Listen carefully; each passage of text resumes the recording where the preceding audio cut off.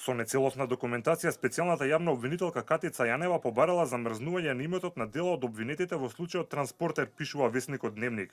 Барање за замрзнување на имотот има и на тој на актуелниот битолски градоначалник Владимир Талевски, кој е еден од главните осомничени во случајот Транспортер. Имено според Дневник и покрај тоа што специјалната обвинителка требала со барањето за замрзнување да достави мислење од јавниот правобранител, таа решила и без ова мислење веднаш да побара замрзнување.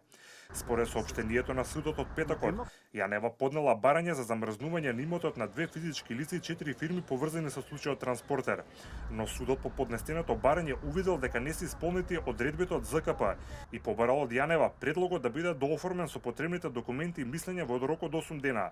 Тоа така што СЈО да достави барање од оштетен спрема трето лице во согласно со законската одредба.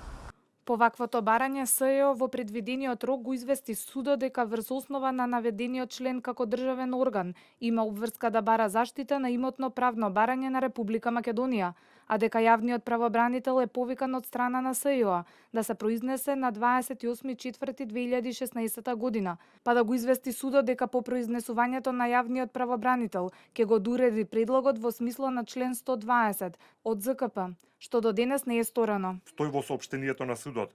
Инаку специјалната обвинителка Јанева се уште не изнесе докази за заканите врз сега починатиот Коста Крпач. Јавното обвинителство побара од специјалното да достави докази за низините изјави дека имаат индици за закани и притисоци врз Крпач, но досега такви докази не се доставени.